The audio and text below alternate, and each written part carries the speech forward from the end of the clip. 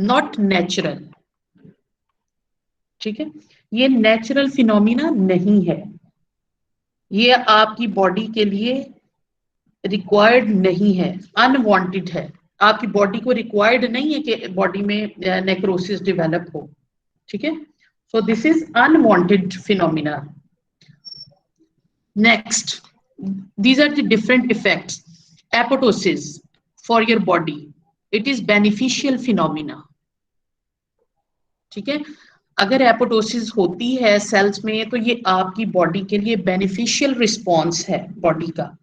ठीक है, जिस तरह मैंने अभी आपको बताया, अगर ये एपोटोसिस का फिनोमिना विदड्रॉ हो जाए सेल्स में, अगर एपोटोसिस का फिनोमिना ना डेवलप हो, it is detrimental to your body. ठीक है, सो एपोटोसिस जो है आपकी बॉडी के लिए रिक्वायर्ड एंड बेनिफिशियल फिनोमिना है, while in case of necrosis it is always detrimental to your body. ठीक है, अब आपकी जिस तरह मैंने अभी आपको एग्जांपल दी है कि आपकी बॉडी के due to any stress factor at once आपके सेल्स डेड हो जाते हैं। ठीक है, दिस में बी डेट्रीमेंटल। ठीक है, अब इसकी मैं आपको एग्जांपल यूं देती हूँ कि अगर आपके ब्रेन सेल्स हैं, ठीक है, ब्रेन सेल किसी भी इंडिविजुअल के सेल को, जिस तरह लास्ट टाइम भी मैंने आपको इटियोलॉजी में या स्ट्रेस फैक्टर में इस्कीमिया और हाइपोक्सिया का बताया था। ठीक है, तो अगर पर्टिकुलरली ब्रेन सेल्स जो हैं for shorter period of time, अगर ब्रेन सेल्स को हाइपोक्सिक और इस्कीमिक कंडीशन होती है तो अल्टीमेटली क्या होता है, ब्रेन सेल्स डेड हो जाते हैं। और जब ब्रेन सेल्स डेड हो जाते हैं तो आपकी बॉडी के सारे रिस्पॉन्सेज अल्टीमेटली फिनिश हो जाते हैं। So it is always detrimental to your body. ठीक है, okay, next, apoptosis is always physiological response. ठीक है, इन सर्टन सर्कमस्टांसेस, अभी जिस तरह मैंने आपको एग्जांपल दी है कि अगर वो एपोटोसिस डेवलप ना हो, ठीक है, एपोटोसिस डेवलप ना हो, ठीक है, तो उसमें होता है, अब एक जो लीकीमिया या एक WBC से रिलेटेड कंडीशन होती है, सम टाइम उसमें अगर सवियर एपोटोसिस या एडवांस रेट पे या एनहांस्ड रेट पे किसी भी सेल का एपोटोसिस हो तो it may become pathological, but it is very rare. ठीक है, तो आप इसको अगर आप यहाँ से ऑब्सोलीट भी कर देते हैं पैथोलॉजिकल तो इट इज ट्रू। ठीक है, सो एपोटोसिस आप फिजियोलॉजिकल में ही कंसिडर करेंगे। So apoptosis is always physiological, necrosis is always pathological condition. ठीक है, अच्छा जी, एपोटोसिस का फिनोमिना जो होता है वो इन्वॉल्व करता है सिंगल सेल से लेके मल्टीपल सेल्स तक। ठीक है, अब आपकी बॉडी में हर सेल का जो है डिफरेंट एज है हर सेल की। ठीक है, तो वो हर स्पेसिफिक सेल जो है वो एक अपना लाइफ स्पैन पूरा करने के बाद वो डेड होना शुरू हो जाते हैं। उसमें एक सेल का भी सेम लाइफ स्पैन हो सकता है, 2 का भी हो सकता है, 3 का भी हो सकता है, 4 का भी हो सकता है। सो एपोटोसिस का phenomena basically that is based on single cell. ठीक है, लेकिन ये आप नहीं कह सकते कि एक वक्त में सिर्फ एक ही सेल की एपोटोसिस का फिनोमिना डेवलप हो रहा होता है, नो। ठीक है, हो सकता है अगर जो लेबाइल सेल्स होते हैं, जो कॉन्टिन्यूसली डिवाइडिंग सेल्स होते हैं, ठीक है, तो उसमें साइमल्टेनियसली थाउजेंड्स में, मिलियंस में भी हो। अब जिस तरह आरबीसीज है वो 5 to 6 मिलियंस हमारी बॉडी में ऑन एन एवरेज प्रेजेंट होते हैं। ठीक है, तो लेकिन ये डिपेंड करता है लाइफ स्पैन, वो किस एज के पे है वो सेल, लेकिन फिनोमिना जो डेवलप होता है वो सिंगल सेल की बेस पे होता है।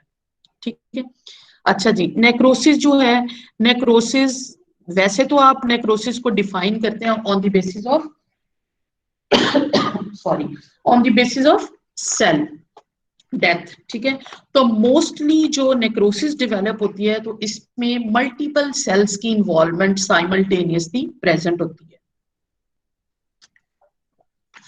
Next, apoptosis is always energy dependent, ATP. ठीक है, एटीपी डिपेंडेंट होता है। और जो नेक्रोसिस है that is energy independent phenomena. Clear? Ma'am energy sorry ma'am energy का इन्वॉल्वमेंट नहीं समझ आया इसमें। ये एनर्जी एटीपी है, ठीक है। लास्ट टाइम जिस तरह मैंने आपको बताया था कि बहुत से आपकी बॉडी में सेल्स के अंदर साइकिल्स या मैकेनिज्म्स डेवलप हो रहे होते हैं, ठीक है। अगर आप उन मैकेनिज्म, और मैंने लास्ट टाइम आपको एक एग्जांपल कोट की थी कि अगर आप क्रेब्स साइकिल जो है उसे आप वो कॉल करें, ठीक है, तो उसमें मल्टीपल स्टेप्स होते हैं, हर मैकेनिज्म्स में मल्टीपल स्टेप्स होते हैं, और बहुत से, हर स्टेप पे तो नहीं लेकिन बहुत से स्टेप्स पे एटीपी डिपेंडेंट होते हैं, बहुत से स्टेप्स जो होते हैं, ठीक है। तो इसी तरह जो एपोटोसिस का फिनोमिना है, एपोटोसिस का एक साइकिल है, तो उसमें भी बहुत से सेल्स में एटीपी रिक्वायर्ड होती है to move to next step, ठीक है। सो एनर्जी डिपेंडेंट है। नेक्रोसिस जो है, अगर आप एट वंस अपने ये किसी भी बॉडी के सेल्स को एक्सपोज करते हैं to any stimuli, to any आप कह लें स्ट्रेस फैक्टर, ठीक है, अगर किसी भी केमिकल से आपकी बॉडी के सेल के एक्सपोजर होता है, ठीक है, तो एट वंस वो डेड हो जाते हैं। So no energy is required for the development of necrosis. Clear? नहीं समझ आई? यस मैम, मैम आ गई है समझ, क्लियर है। हाँ ठीक है। तो इसमें ये है कि जो एपोटोसिस है वो एक रेगुलेटेड, जिस तरह कल भी मैंने आपको बताया था कि एक ये प्रोग्राम्ड सेल डेथ होती है, बॉडी के अंदर एक प्रोग्रामिंग चल रही है, ठीक है, और उस प्रोग्राम्स में बहुत से स्टेप्स हैं। ये कोई एडवांस नहीं है कि एपोटोसिस अभी डेवलप हुई सेल में, ठीक है, हो सकता है ये 6 आवर्स में होती हो, ठीक है, हो सकता है 24 आवर्स में कुछ सेल्स की एपोटोसिस डेवलप होती हो, कुछ सेल्स में हो सकता है 1 to 2 डेज रिक्वायर्ड हो। तो उस पूरे प्रोसेस में बहुत से स्टेप्स पे एटीपी रिक्वायर्ड होती है, that's why it is known as energy dependent. Clear? Yes ma'am. Okay, next apoptosis में जो सेल का रिस्पॉन्स होता है ultimately that is in the form of shrinkage, ठीक है, और जो नेक्रोसिस में होता है that is in the form of cellular swelling.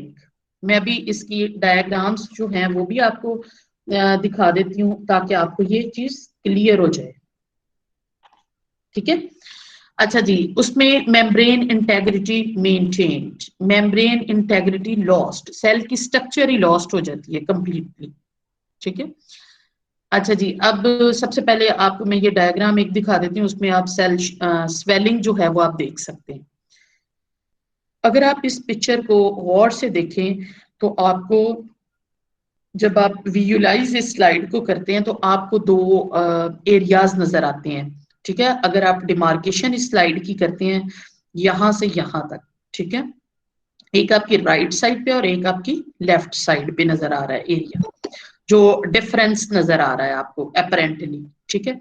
Now what is the difference between, ये जो है ये नॉर्मल है बॉडी के सेल्स, बेसिकली ये लिवर की स्लाइड है, ठीक है, लिवर की स्लाइड है। अगर आप इसके अंदर देखें तो ये जो आपको छोटे छोटे डॉट्स, ये वाले, ये वाला, ठीक है, जिसके ऊपर मैं कर्सर मूव कर रही हूँ, ये बेसिकली हेपेटोसाइट्स के न्यूक्लियस को रिप्रेजेंट करते हैं, ठीक है। This is another nucleus of this cell, ये इसकी बाउंड्री लाइन है, ठीक है। ये पैक्ड है एक दूसरे के सेल के साथ, बिल्कुल पैक्ड है, इसलिए आपको शायद इसकी बाउंड्री लाइन इतनी क्लियर नजर ना आए बिकॉज दे आर इंटरमिंगल्ड, ठीक है, वो पैकिंग फॉर्म में है, तो वो इसलिए आपको वो इतनी क्लियर उनकी बाउंड्रीज नजर नहीं आती, लेकिन ये आपके उनके न्यूक्लियाई देख सकते हैं, राइट। अब सेलुलर स्वेलिंग क्या चीज है, नाउ सी दिस सेल,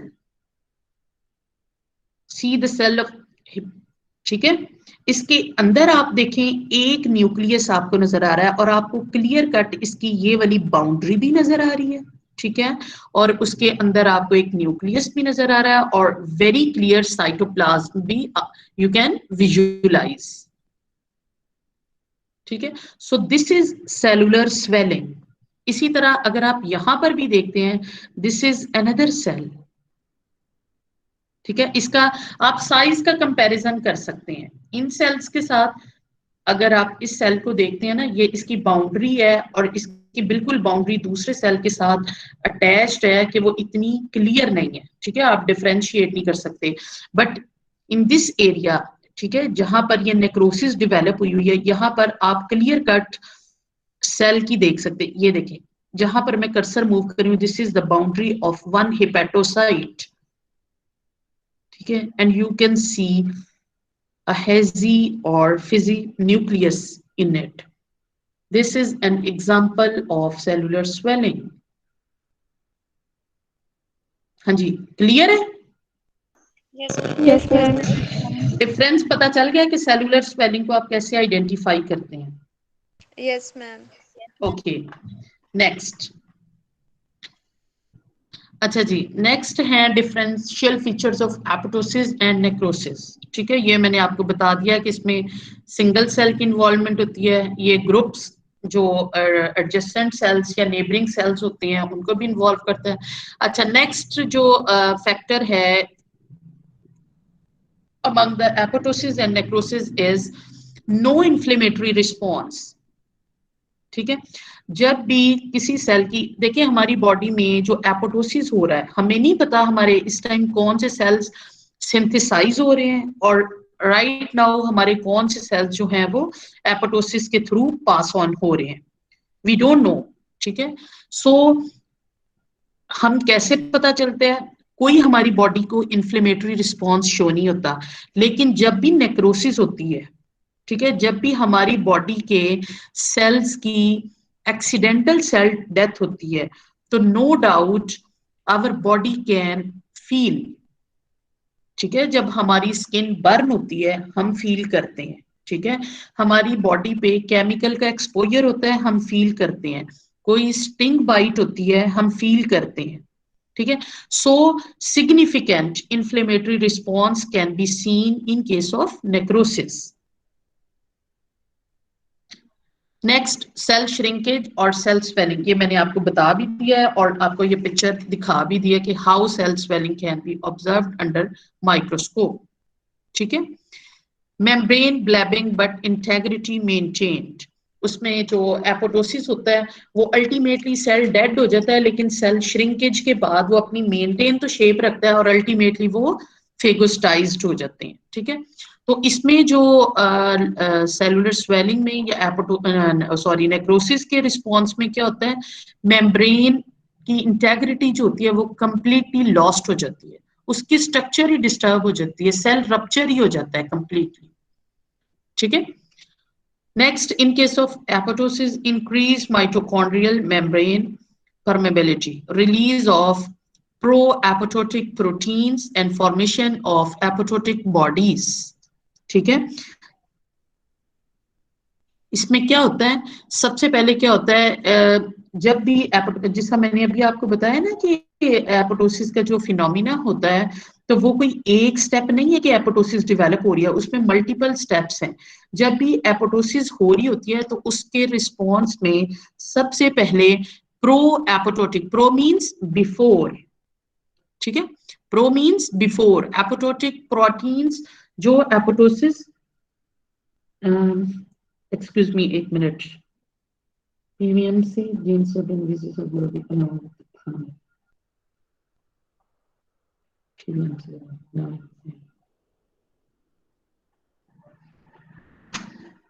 ठीक है। अच्छा जी, तो इसमें प्रो एपोप्टोटिक प्रोटीन्स जो होती हैं उसकी पहले फॉर्मेशन होती है, that is an indication that the process is undergoing, ठीक है। और अल्टीमेटली जो एंड प्रोडक्ट होती है या जो एंड रिजल्ट होता है उसका, एपोप्टोसिस का जो भी साइकिल चल रहा होता है उसका जो होता है, उसकी जो रेमिनेंट्स होती हैं, जो उसका एंड प्रोडक्ट होता है, those are known as apoptotic bodies, and these finally apoptotic bodies are engulfed by macrophages, ठीक है। अच्छा जी, in case of necrosis what happens, organelle swelling and lysosomal leakage, ठीक है। ये दूसरा भी आपको मैंने सेलुलर स्वेलिंग दिखा दी है, ठीक है। इसी तरह ऑर्गेनल स्वेलिंग होती है और अल्टीमेटली लाइजोसोमल लीकेज, लाइजोसोम्स जो होते हैं वो रिलीज हो जाते हैं, ठीक है। लाइजोसोम्स क्या होते हैं? हाँ जी, मैम ये lysosomes are the organelles bodies, होते हैं जिनमें ठीक है। डाइजेस्टिव लाइजोसोम्स बेसिकली क्या होते हैं? हाँ, लाइसोसोम्स क्या होते हैं? सेल के अंदर जो साइटोप्लाज्म है उनके अंदर कुछ बॉडीज प्रेजेंट होती हैं जिनके अंदर कुछ केमिकल्स या कुछ एंजाइम्स प्रेजेंट होते हैं, ठीक है। वो लीक हो जाते हैं और वही एंजाइम्स होते हैं डिग्रेडेशन कर देते हैं उन सेल्स की, right. Next, chromatin condensation and non random DNA fragmentation. इसमें रैंडम डिग्रेडेशन ऑफ डीएनए होता है, राइट। अच्छा जी, फाइनली जिसका मैंने अभी आपको बताया, apoptotic bodies are ingested by neighbouring cells, particularly phagocytosis होती है इसमें, ठीक है।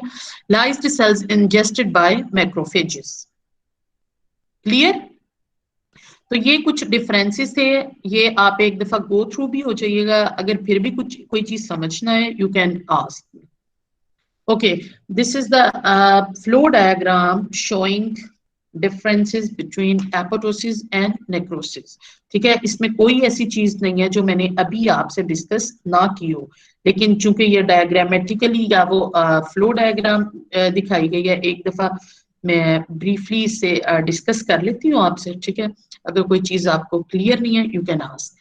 वायबल सेल, वायबल सेल किसको कहते हैं? लाइव सेल्स को, नॉर्मल सेल्स को, ठीक है। Viable cell is normal cell.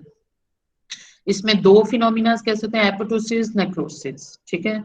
अगर पहले आप एपोप्टोसिस वाली साइड पे देख लें, इसमें क्या होता है? सेल श्रिंकेज, ठीक है। और इसके ऑपोजिट साइड पे अगर आप देखते हैं, दैट इज सेलुलर स्वेलिंग, ठीक है। अभी आपने माइक्रोस्कोपिक स्लाइड भी देखी है ना, जिसमें आपको सेल की स्वेलिंग दिखाई गई है, ठीक है।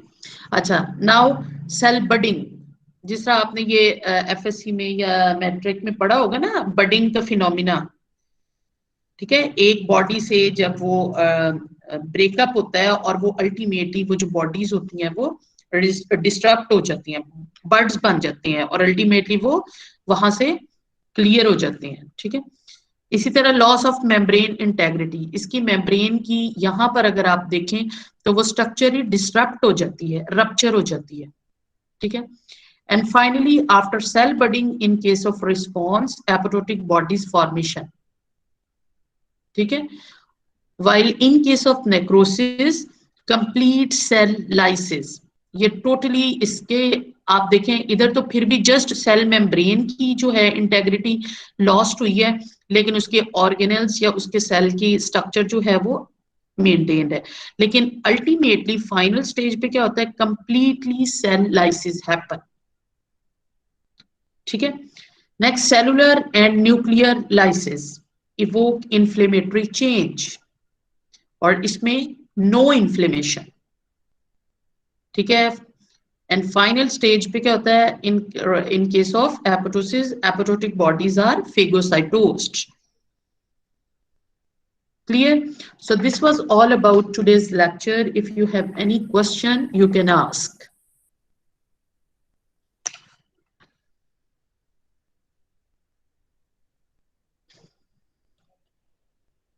जी, जितना भी लेक्चर पढ़ा है, अगर इससे रिलेटेड आपका कोई भी क्वेश्चन है, यू कैन आस्क। अच्छा जी, मॉर्निंग का कौन है आपका रिप्रेजेंटेटिव मॉर्निंग ग्रुप का? मैम मैं कौन? नाम बताएं अपना प्लीज। तूबा नहीं, तूबा नहीं। आपने ना काइंडली मुझे अपने जो प्रैक्टिकल के जो ग्रुप्स हैं, ग्रुप ए और ग्रुप बी, ठीक है, आपने मुझे वीकेंड पे भेज दें, या अगर आपके से कन्वीनियंट है तो आप कल तक मुझे भेज दें ग्रुप ए और ग्रुप बी के सेपरेट नेम्स और रजिस्ट्रेशन नंबर स्टूडेंट्स के, ठीक है, कि ग्रुप ए में कौन कौन से स्टूडेंट्स हैं और ग्रुप बी में कौन से स्टूडेंट्स हैं, ठीक है। तूबा नहीं, गॉट इट? मैम इस वीक में आपको अटेंडेंस भी भेजनी है तो मैं उसके साथ ही भेज दूंगी। हाँ जी, ठीक है, मुझे आप ईमेल कर दीजिएगा। ओके। और इवनिंग की स्टूडेंट कौन है group representative? Ma'am Wajiha Ajmal. Sorry, Wajiha. Wajiha ji. Wajiha,